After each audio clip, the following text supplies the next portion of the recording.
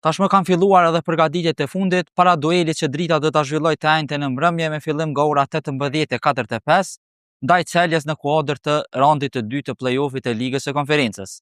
Gjatë ditës në konferencën për shtyp, nga kampi sloven u deklaruan se ata nuk do të marrin përballë rezultatin e arritur në stadiumin Fadir Vukri ku arritën një fitore me rezultat minimal, por që kësaj ndeshje do t'i çasë njësoj sikur të ishte rezultati 0-0.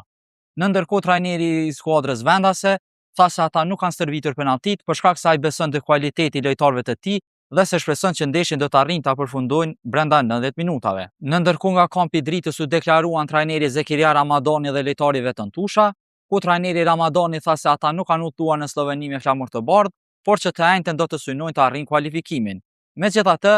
ai tha se edhe në rast se Drita nuk arrin të sigurojë kualifikimin tutje, ai është krenar me arritjet e lojtarëve të tij dhe se Drita nuk ka çfarë të humbas nga kjo ndeshje dhe do të futet që nga minuta e parë me qëllimin për të siguruar fitoren. Zekiria Ramadani përfund tha se ai shpreson që të mos bëhen vetëm Drita si klubi i cili ka arritur të shkruajë histori në garat evropiane, por që nga sezoni i ardhshëm edhe klube tjera të arrijnë të luajnë deri në këtë nivel.